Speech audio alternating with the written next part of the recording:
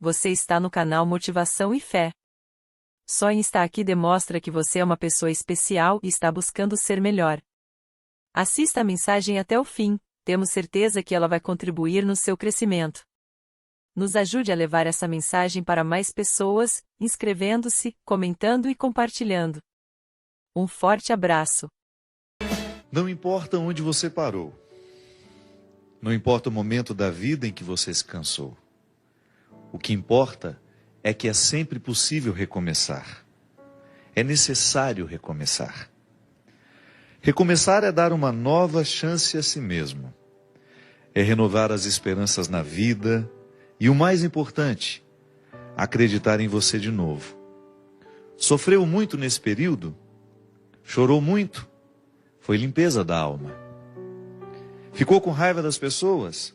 Foi para perdoá-las um dia. Sentiu-se só por diversas vezes? É porque fechaste a porta até para os anjos.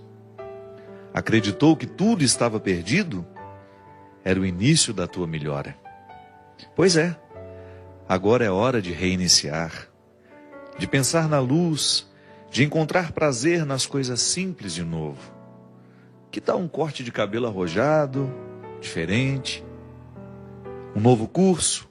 Ou aquele velho desejo de aprender a pintar, desenhar, dominar o computador, ou qualquer outra coisa? Olha, quanto desafio! Olha quanta coisa nova nesse mundo de meu Deus te esperando. Tá te sentindo sozinho? Besteira? Tem tanta gente que você afastou com seu período de isolamento. Tem tanta gente esperando apenas um sorriso teu para chegar perto. Quando nos trancamos na tristeza, nem nós mesmos nos suportamos. Ficamos horríveis. O mau humor vai comendo o nosso fígado até a boca ficar amarga. Recomeçar.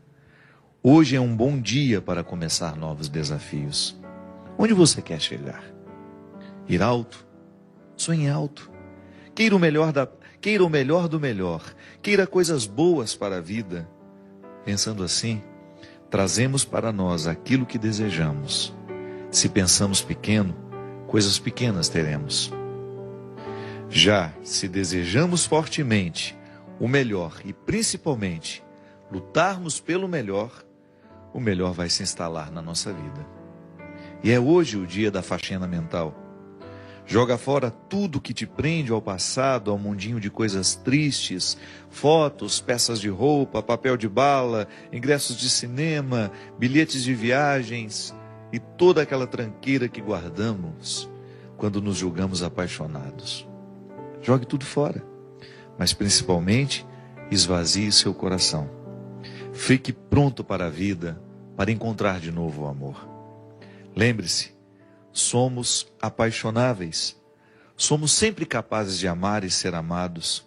Amar muitas vezes, muitas pessoas. Afinal de contas, nós somos o amor. Porque sou do tamanho daquilo que vejo e não do tamanho da minha altura. É com muita alegria e com esse poema, que eu não sei, na verdade não é um poema, um texto, encontrei na internet outro dia, achei muito simples, mas ele tão direto, tão capaz de realmente nos dizer coisas simples, que às vezes nós já estamos até acostumados a ouvir.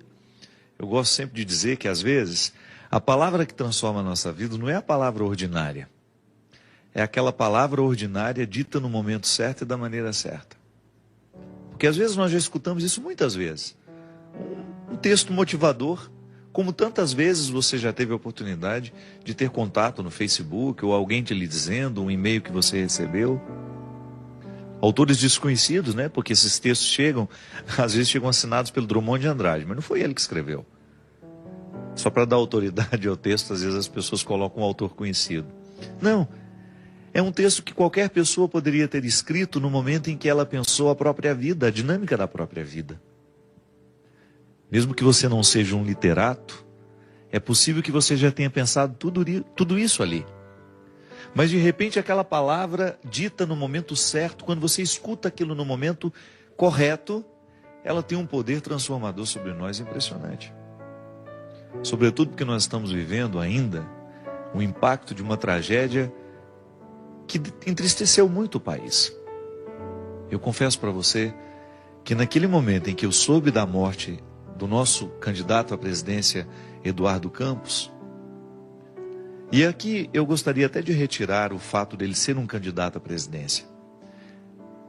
Não importa se você votaria nele, se você tinha alguma simpatia pelo jeito dele ser político. Eu não evoco aqui o homem público. Eu evoco o ser humano que morreu ali. E não foi só ele. Aquelas 7 pessoas que estavam ali dentro daquele voo, decolando do Rio de Janeiro para um compromisso em Santos. Como a vida daquelas pessoas foi ceifada de maneira tão trágica, de maneira tão inesperada. Os elementos da tragédia todos aglutinados naquilo ali. Um acidente tão cruel que não dava para reconhecer a matéria que as famílias esperavam para velar, porque a morte pede um ritual. A crueldade em todos os seus detalhes. Que a gente que já perdeu alguém que a gente ama, a gente sabe como é necessário receber aquele corpo e sepultá-lo com dignidade, porque só ali a gente começa a organizar um luto. Por isso é tão difícil para aquelas pessoas que perdem entes queridos e nunca mais têm a oportunidade de sepultá-las, como num desastre aéreo, como aquele acidente trágico da TAM, no aeroporto de Congonhas, ou aquele avião que saiu do Brasil com direção à França, caiu no oceano, nunca mais encontramos aquelas pessoas. Esse avião da Malásia, você tem de conviver com uma ausência, sem você ter tido a oportunidade de sepultar aquela pessoa que você amava, é como se não fechasse o ciclo dos acontecimentos. Volto a dizer, a morte pede ritual. Diante daquela tragédia, dessas pessoas que morreram, sem dúvida, de uma maneira tão bruta que nos faz pensar que morreram antes da hora, né? Porque a imprudência, o erro que a gente comete, a escolha errada. Eu só sei que aquele fato me fez pensar muito sobre o nosso conceito de urgência. Eu tenho muitos amigos que trabalham muito, que trabalham demais. Tantas vezes eu me vi nesse ritmo acelerado, não me permitindo ficar meia hora, um pouquinho a mais no aeroporto, esperando o tempo abrir, melhorar as condições.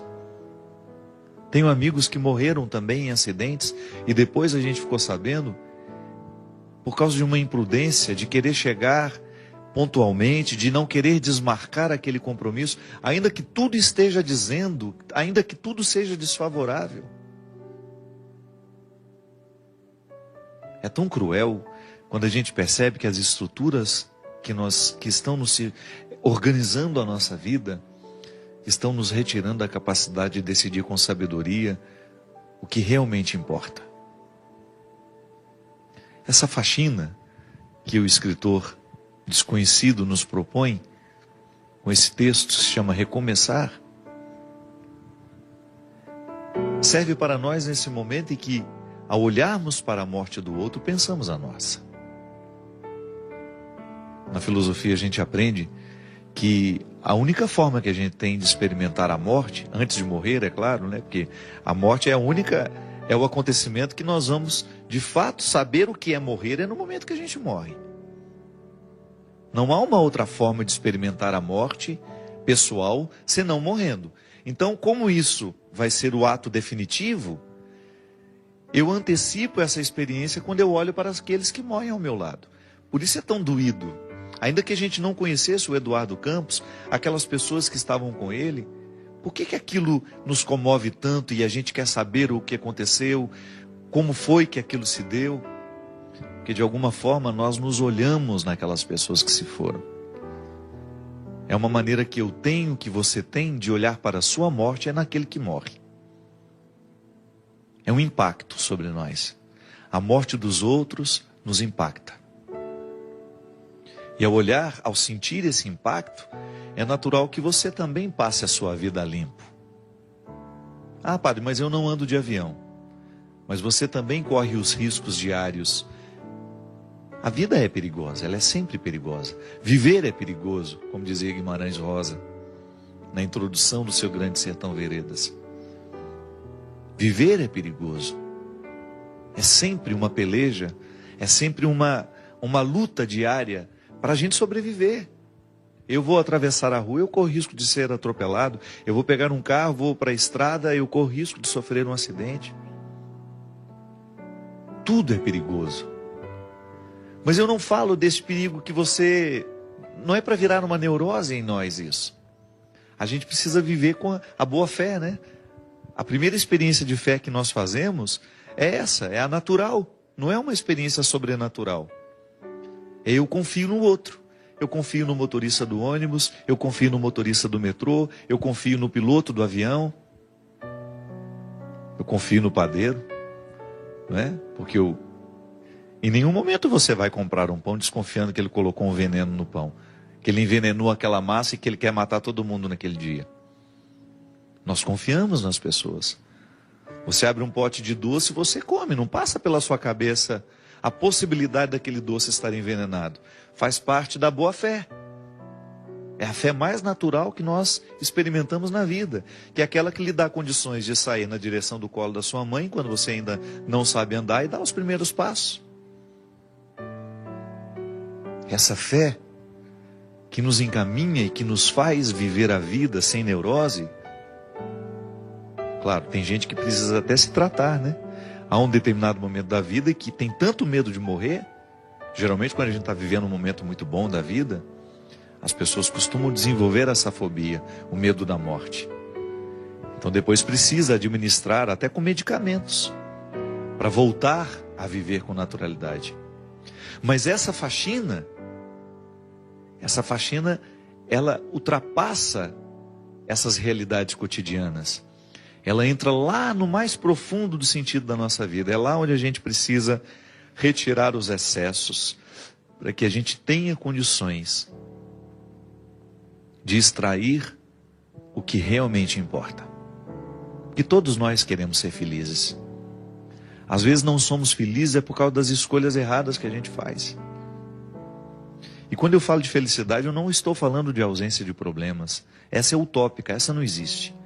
Eu estou falando da possibilidade de nós vivermos confortáveis em nós. De você olhar para a vida que você está vivendo e você ficar satisfeito com o resultado que você está tendo. Isso é possível. A nossa vocação é essa. Não é ter uma vida extraordinária. Porque às vezes a gente olha para as pessoas famosas, né? A gente fala, nossa, que vida extraordinária deve ter aquela pessoa. Nada. Quando ela chega em casa, quando ela está a sós com ela, com as pessoas que fazem parte do mundo dela, aquilo é absolutamente ordinário como a vida de todo mundo. Os palcos não são eternos. Aquele astro do cinema que você vê brilhando na tela, olha o que aconteceu com ele. Um homem que ganhou Oscar, um homem que ganhou inúmeros prêmios ao longo da sua vida e de repente não consegue administrar a infelicidade do momento, ou não soube administrar o sair de cena, porque isso também é perigoso. Ninguém está livre de perder o sentido da vida. Aí a gente olha para uma tragédia como essa, não é que nós vamos instrumentalizar o sofrimento do outro para atribuir sentido à nossa vida. Mas uma tragédia como essa não pode ser em vão. Ela já é tão cruel, naturalmente, quando você olha para ela, ela já é tão cruel que alguma coisa a gente precisa extrair daquilo ali. Algum significado a gente precisa ver naquilo tudo. E eu particularmente penso que pode ser para mim e para você uma oportunidade de nós revermos o que estamos fazendo na nossa vida. Às vezes a gente corre demais, às vezes a gente se expõe a um contexto de tanta necessidade, que a gente acaba morrendo antes da hora. Talvez esteja numa época em que as pessoas estejamos vivendo uma época em que as pessoas precisarão simplificar as suas vidas. Tamanha a complexidade do mundo. O mundo é cada vez mais complexo, minha gente.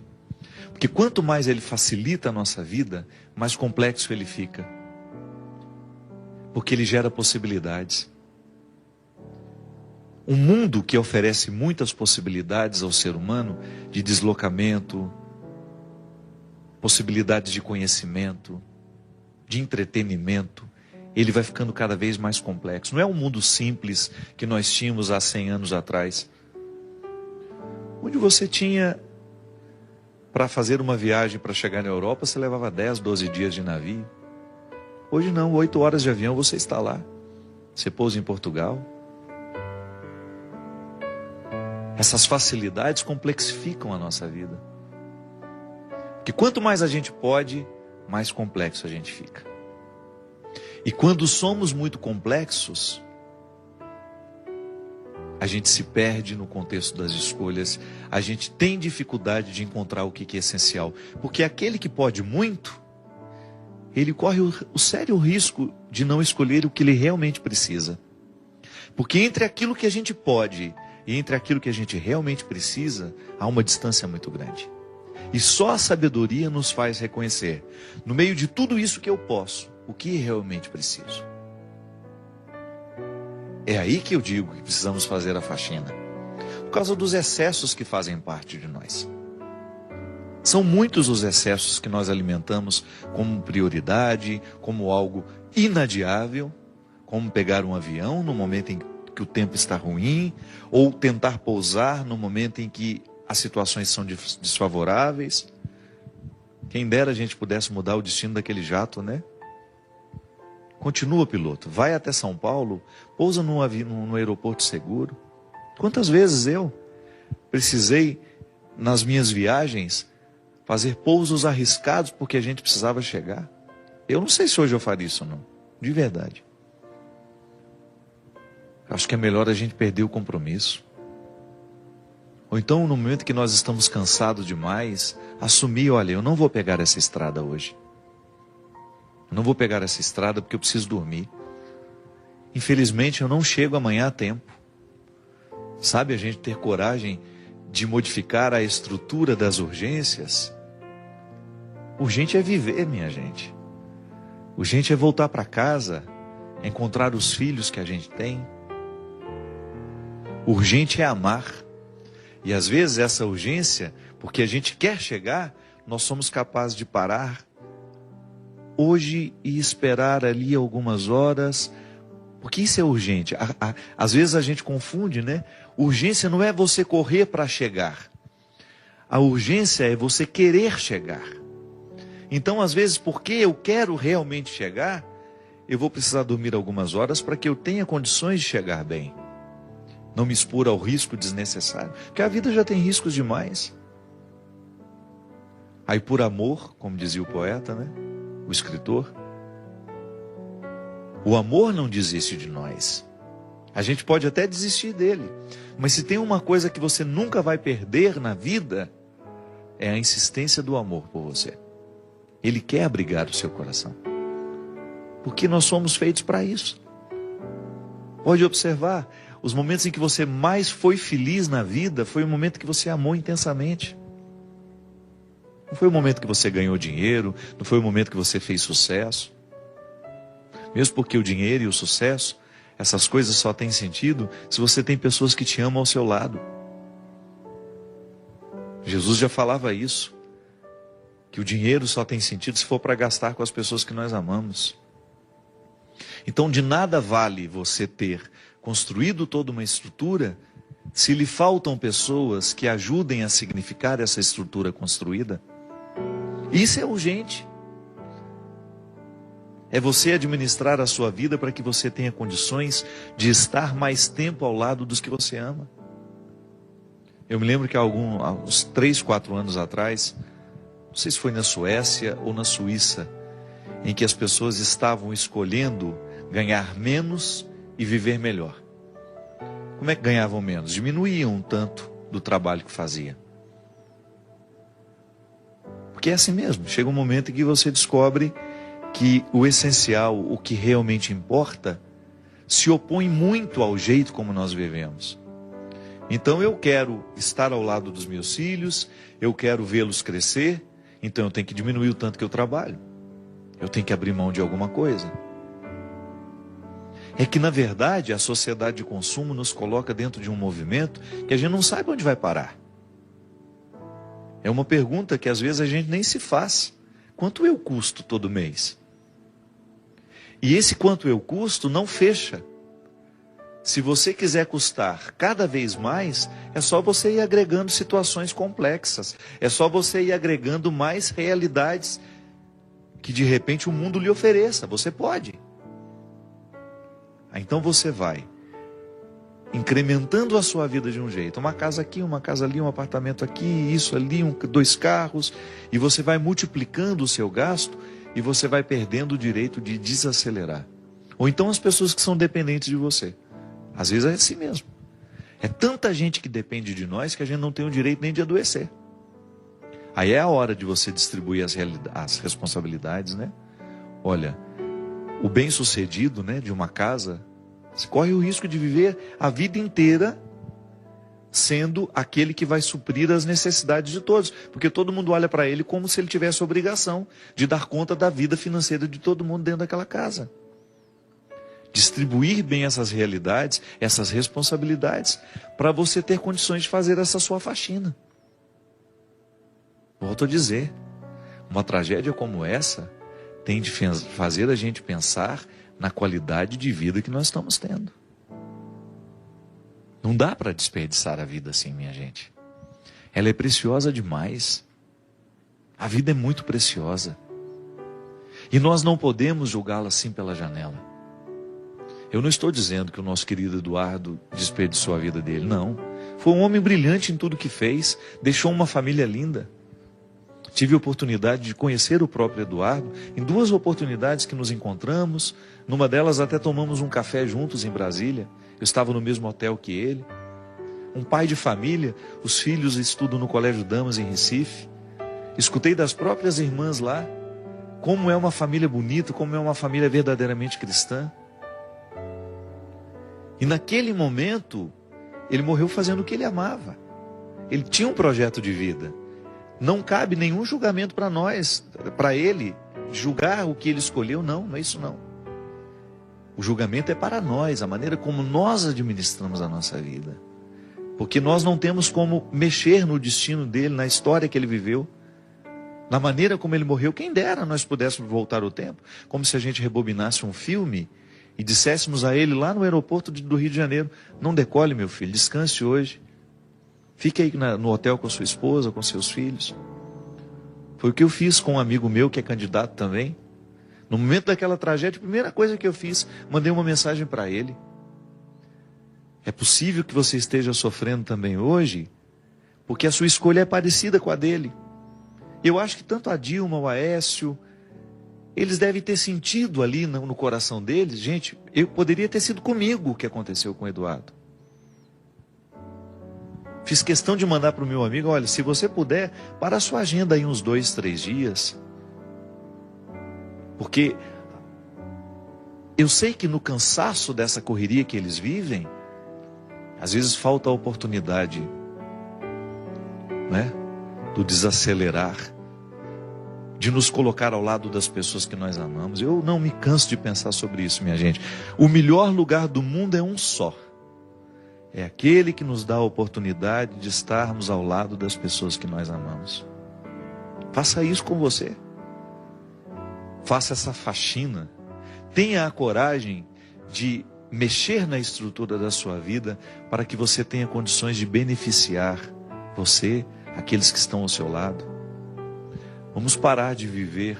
Ou então vamos tentar começar a mudar essa estrutura louca de vida em que nós estamos mergulhados nela.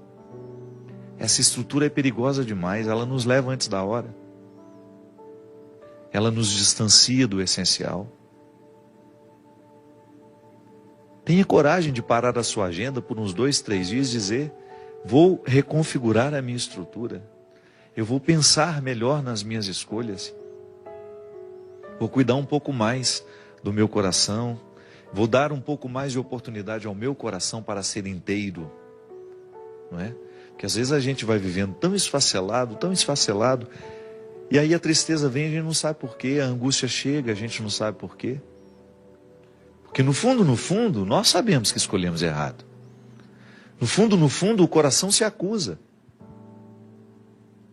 Em última instância, seremos levados a um tribunal, onde nós seremos réu e juiz. E lá, a sentença será dada por nós mesmos, como se fôssemos dois personagens num único momento. Eu sou o réu, eu sou o juiz. E ali eu terei de dizer a mim mesmo, ao juiz que sou, o réu diz ao juiz o que fez da própria vida e escutará do juiz a sentença. Se estaremos condenados ou se estaremos libertos. Porque o que nos aprisiona e o que nos liberta é a nossa consciência. É quando a gente deita a cabeça no travesseiro e consegue dormir com aquilo que escolheu viver, com aquilo que escolheu ser.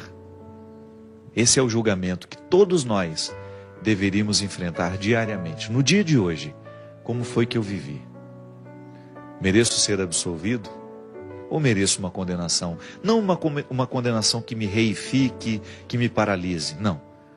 Uma condenação que me permita refletir e me fazer melhor para assumir o dia de amanhã com um pouco mais de sabedoria, com um pouco mais de inteligência. A Elaine escreve para nós. Ela pediu que a gente pudesse orientá-la numa questão que é muito comum nos dias de hoje. Por isso, padre, embora eu não seja mais uma adolescente, depois eu digo por que eu acho que isso é tão comum nos dias de hoje. Embora eu não seja mais uma adolescente, eu digo com certa vergonha que ainda não descobri a minha vocação. Eu ainda não consegui entender a vontade de Deus para mim, para a minha vida. E isso tem me incomodado muito. Acabo sendo tomada pelo desânimo, por não saber qual caminho seguir e por não ser capaz de ouvir a voz de Deus. Vendo pessoas que descobriram não uma, mas várias vocações em suas vidas, eu não entendo por que para uns é tão claro e parece até ser natural, como a vocação do matrimônio, da maternidade, e para mim tudo ser tão difícil. Com muito respeito e carinho, admiração, peço que o Senhor me ajude a refletir esse momento da minha história. Elaine, minha filha, a primeira coisa que nós precisamos ter é a compreensão de quem somos. Esse talvez seja o caminho mais doloroso. E nem sempre ele é facilitado nos dias de hoje. Por quê? Porque chegar ao conhecimento de quem somos requer quebrar as estruturas convencionais da superficialidade. Ninguém consegue se descobrir na superficialidade. Porque o eu, o mais profundo, ele não é tão acessível assim. Por isso que é tão perigoso a gente passar uma vida inteira vivendo as fachadas, os disfarces do eu, sem chegar à consciência de quem ele é. Eu preciso administrar diariamente o acesso à minha verdade pessoal. Porque eu sei quem eu sou à medida em que eu investigo quem eu sou. O outro me imagina. Ele me imagina pior do que eu sou, ou ele me imagina melhor. Nos dois casos é ruim. Agora, eu não posso me imaginar. Eu preciso investigar quem eu sou para que eu tenha condições de descobrir quais são as minhas aptidões, quais são as minhas possibilidades, quais são os meus limites. E a partir disso, dessa descoberta, eu ter condições de compreender onde é que eu vou ser mais feliz, onde é que eu vou ficar mais realizado. Deus não nos pede, absolutamente nada que seja contrário a nós. Pede o sacrifício, porque até mesmo para eu chegar às possibilidades do meu eu terei de fazer sacrifício. Não é fácil. Ainda que eu tenha muita facilidade para determinada realidade, eu precisarei fazer os meus sacrifícios para alcançar os benefícios daquela realidade. Então, vou partir do meu exemplo. Eu sempre fui afeito às ciências humanas, sempre gostei dos discursos humanos e sempre tive muita dificuldade com os cálculos, com as ciências exatas, com as ciências biológicas. Então ali eu já tinha um indicativo desde pequenininho que eu seria mais feliz, mais realizado se eu potencializasse as minhas facilidades com as ciências humanas. Então por isso eu fui estudar, ainda que eu não fosse padre. Eu teria estudado história, filosofia, sociologia, as áreas que eu tenho prazer, satisfação.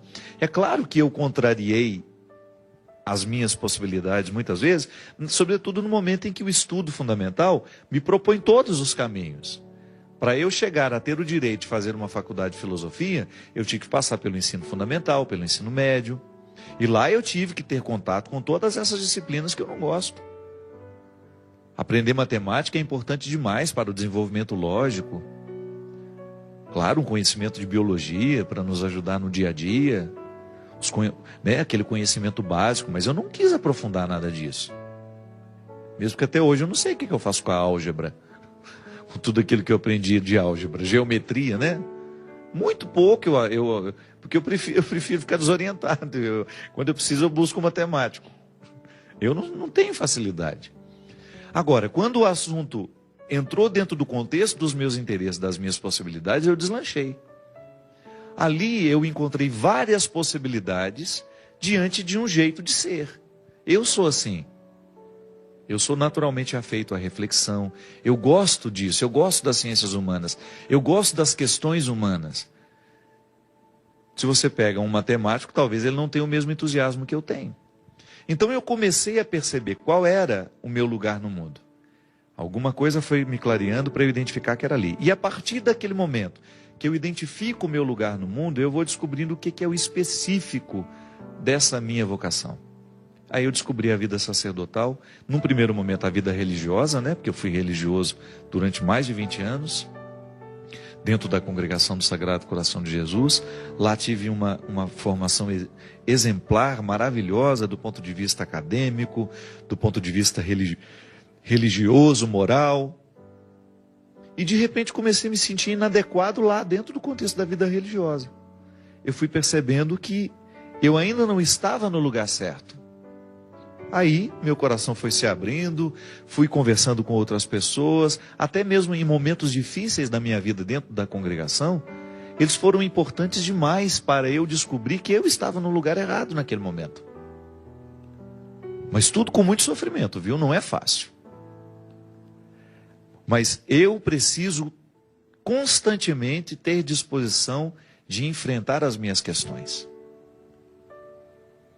Elaine, a gente não tem como chegar ao discernimento vocacional se a gente não enfrenta as nossas questões humanas. Então, antes de tudo, não é descobrir o que eu gostaria de trabalhar, com o que eu gostaria de trabalhar, qual seria o meu ofício. Antes de tudo é descobrir quem eu sou, o que realmente me faz feliz, o que realmente eu gosto. E a partir do momento que você começa a fazer o enfrentamento, para você ter condições de chegar ao conhecimento de quem você é, a partir do momento que você enfrenta e vai descobrindo diariamente, você vai se desdobrando nas questões práticas dessa vocação. Há pessoas que não nasceram para o casamento, percebe-se, desde menina, desde novinha. Aquela pessoa tem dificuldade de viver uma relação matrimonial. Ela não se imagina dentro do matrimônio. Pode ser que isso mude com o tempo, ou não. O que a gente precisa é ficar atento aos sinais que nós damos sobre nós mesmos. Por que eu digo para vocês que é tão difícil, no contexto em que nós estamos inseridos, chegar ao conhecimento de quem somos? Por causa da superficialização do mundo. O mundo está cada vez mais superficial, as estruturas estão cada vez mais artificiais, as estruturas sociais, eu digo. Voltando ao acontecimento, né, do falecimento do Eduardo Campos. Você viu o circo em que, em algum momento, as pessoas tentaram transformar o velório daquelas pessoas? Eu me sinto envergonhado como pessoa, de verdade. Uma pessoa parar ao lado do caixão, fazer um selfie. Gente, que mundo é esse que nós estamos vivendo? Ou 2 horas depois da notícia da morte do Eduardo, todas aquelas conspirações de quem iria substituí-lo, de quem seria o candidato. Gente, as pessoas não esperam o ritual da morte acontecer. Tudo bem que falasse isso 2 dias depois. que respeitasse a dor do outro. Nós estamos num mundo tão superficial que nós estamos perdendo a noção de respeito pela pessoa, sabe? E isso prejudica terrivelmente o acesso que nós vamos ter a nós. Até a religião corre o risco de ser também um lugar de espetáculo, de superficialização. Pessoas mal intencionadas, né? Que não querem a vida interior, querem apenas a caricatura da religião. Isso é perigoso demais para mim, é perigoso demais para você. Quando a gente superficializa a vida, a gente tem um prejuízo que a gente não pode calcular. Só o tempo vai nos mostrando o que aquele prejuízo nos causou. As pessoas são cada vez mais superficiais, deseducadas, deselegantes, desrespeitosas, indispostas à profundidade. Porque tudo isso, eu estar ali, numa postura, se eu vou ao velório de uma pessoa, eu preciso entrar em comunhão com o que aquelas pessoas estão sofrendo. Senão é melhor ficar em casa.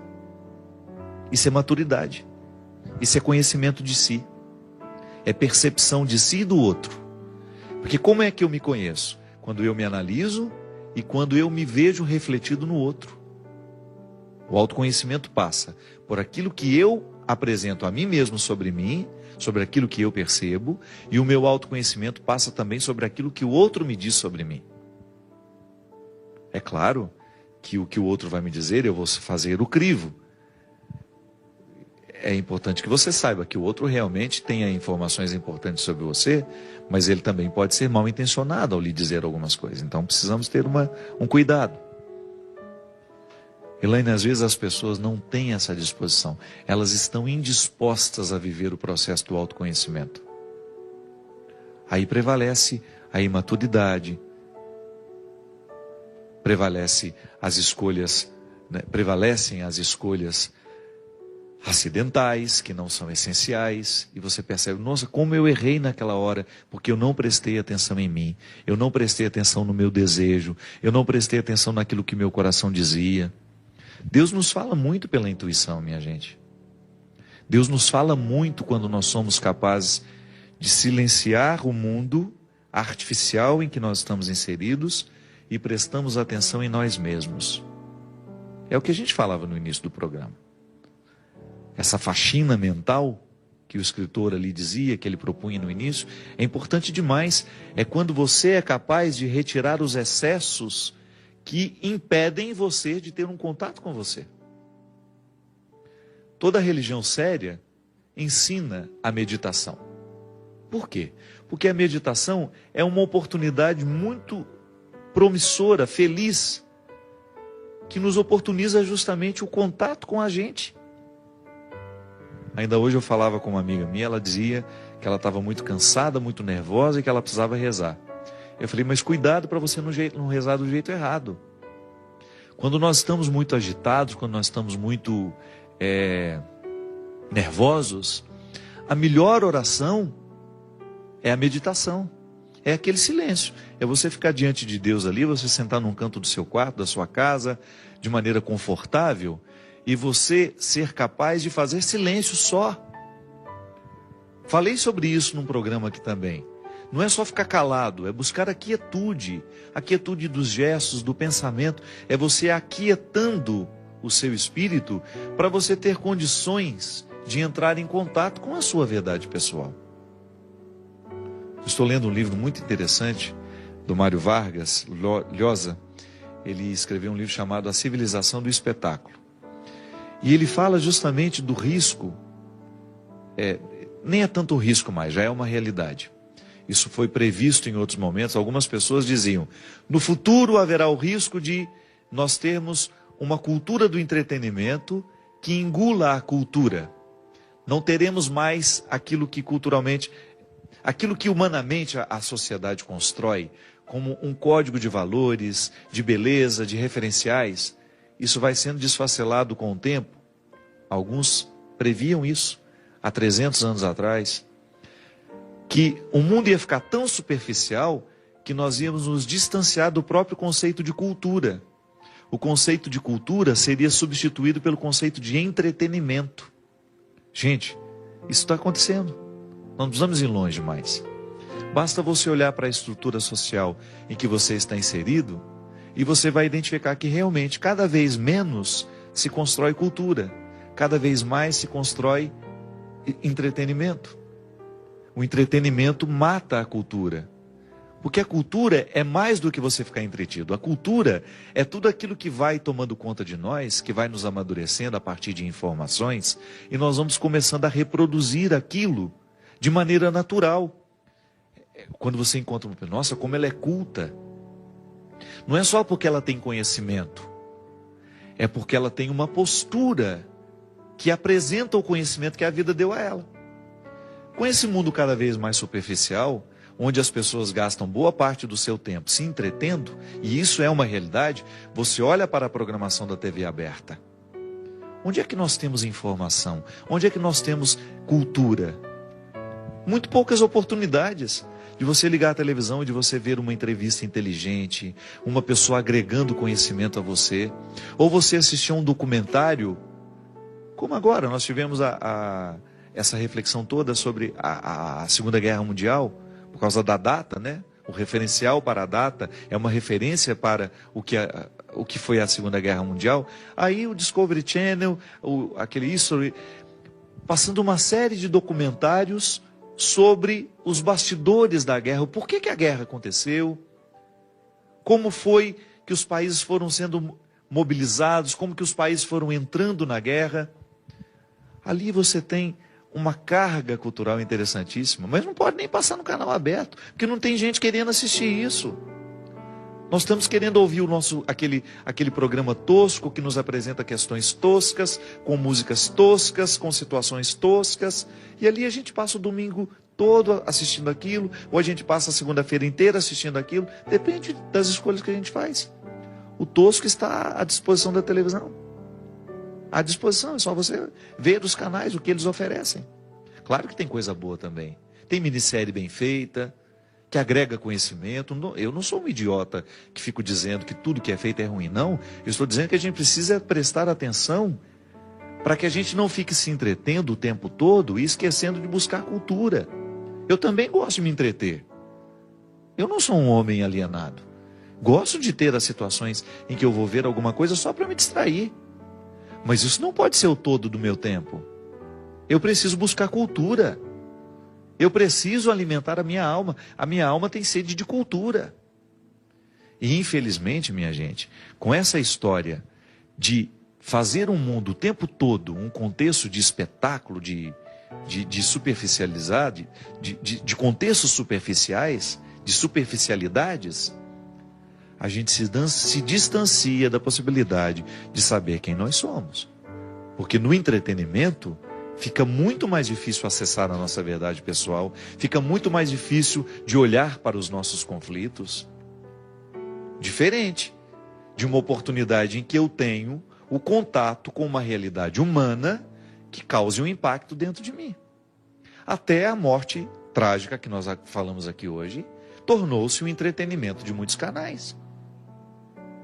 De maneira cruel, aquela reportagem, aquele jornalismo que não tem o desejo de informar, mas tem o desejo de entreter e só. Aí a gente se entretém com a tragédia do outro. Horrível isso, a instrumentalização, né? Isso é um crime. Então, Elaine, quando você quiser descobrir o seu lugar no mundo, você terá que quebrar as estruturas pecaminosas deste mundo que nos afastam de nós mesmos. E esse não é um desafio só da Elaine, não. Esse é um desafio meu, é um desafio seu. Porque você não espere uma mudança do lado de lá. Os meios de comunicação não estão interessados em mudar a rotina deles. Porque está dando certo. Infelizmente, o mundo está cada vez mais superficial, a cultura está sendo engolida pelo entretenimento. As pessoas estão o tempo todo desejosas de festas. Agora mesmo, passando para vir para aqui, a gente passa em umas ruas onde tem muitas universidades. Os botecos dessas ruas, gente, ficam lotados. Vontade de abrir o vidro do carro. Falei, ok, gente, dá o nome de vocês para eu não procurar o consultório de vocês daqui a alguns anos, quando vocês estiverem informados. Porque não é possível, hoje é uma segunda-feira. Hoje é uma quarta-feira, hoje é uma sexta-feira. Passa nas ruas dessas universidades e você vai ver o volume de gente bebendo dia de semana, no momento em que eles deveriam estar lá dentro da sala de aula. As pessoas não estão querendo, minha gente, a luta, a peleja. Querem o diploma, como se o diploma fosse uma solução de alguma coisa. Só que o mundo já está mostrando que o diploma não soluciona nada. Que faz o curso de Direito e depois não passa na prova da OAB.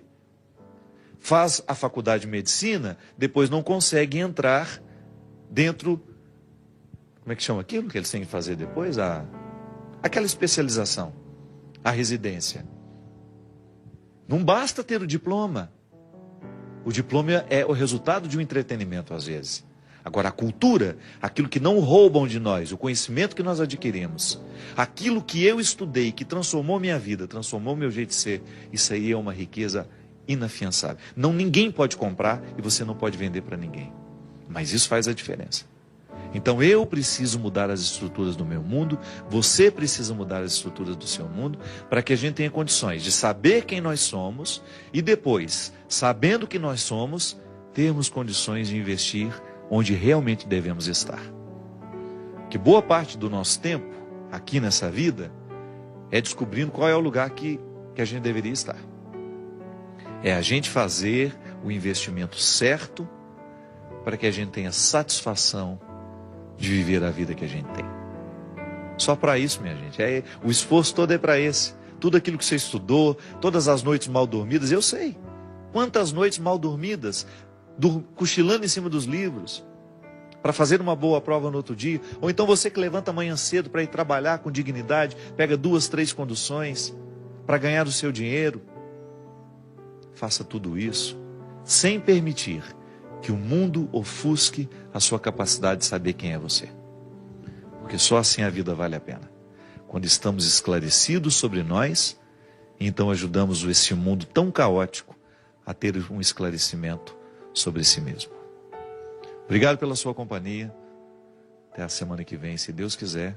E que Ele abençoe a nossa consciência para que a gente tenha condições de viver com sabedoria essa vida tão preciosa que Ele nos deu. Ele que é Pai, Filho e Espírito Santo. Amém. Deus abençoe a sua vida. Inscreva-se e ative o sininho para receber mais vídeos.